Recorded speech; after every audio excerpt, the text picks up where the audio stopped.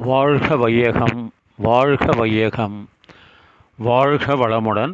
குரு வாழ்க, குருவே துணை. மணவளக்கலை உறவுகளுக்கு கோபாலின் வணக்கங்களும் வாழ்த்துக்களும். அருட்தந்தை வேதாத்ரி மகரிஷியின் மணவளக்கலையை பற்றி தினமும் சிந்தித்து கொண்டிருக்கின்றோம். சுவாமிஜி அவர்கள் எழுதிய வாழ்க்கை மலர்கள் என்ற நூலில் இருந்து ஜூன் மாதம் 15ஆம் தேதி எண்ணம் என்ற தலைப்பில் சிந்திக்கவிருக்கிறோம். எண்ணம் வேறு, நீ வேறு அல்ல, சிந்தித்துப்பார். அது காலம், இடம், பருமன், இயக்கம் என்ற 4 வித தன்மைகளோடு இயங்கிக் கொண்டும் அவற்றை கடந்து மௌன நிலையடைந்தும் மாறி மாறி நிற்கும் மாயாஜால பொருள். உன் எண்ணத்தின் நிலையை அறிந்து கொண்டால் நீ உன்னை அறிந்து கொண்டாய் என்பதுதான் பொருள். அதுவரையில் சந்தர்ப்பம் கிடைக்கும் போதெல்லாம் எண்ணத்தை பற்றி ஆராய்ந்து கொண்டே இரு. எண்ணத்தை நிறுத்த முயலாதே, அது அதிகமாக அலையும். அதை அறிய முயன்றால் அப்போதுதான் அது தானே சிறுக சிறுக அமைதி பெறும்.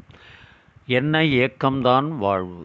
அது உடலில் இரத்த ஓட்டம் இருக்கும் மட்டும் நித்திரை காலம் தவிர மீதி நேரத்தில் இயங்கிக் கொண்டேதான் இருக்கும்.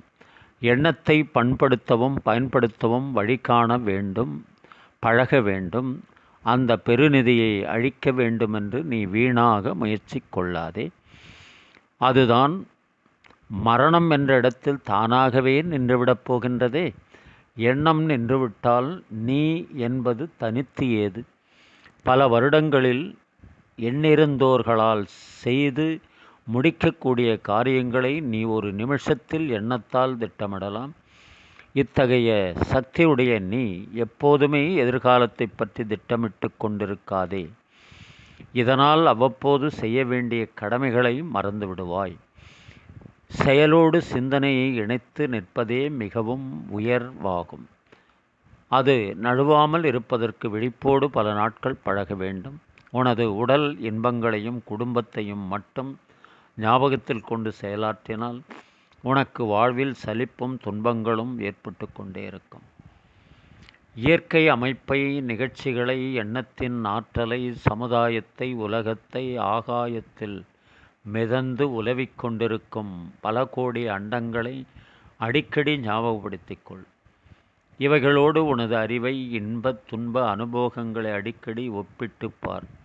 இதனால் உடலுக்கும் அறிவுக்கும் ஒருங்கே அமைதி தரும் இடையறாத இன்ப ஊற்று பெருக ஆரம்பித்துவிடும். அருட்தந்தை அவர்கள். வாழ்க வையகம், வாழ்க வையகம், வாழ்க வளமுடன். நீங்களும் உங்கள் அன்பு குடும்பமும் வாழ்க வளமுடன்.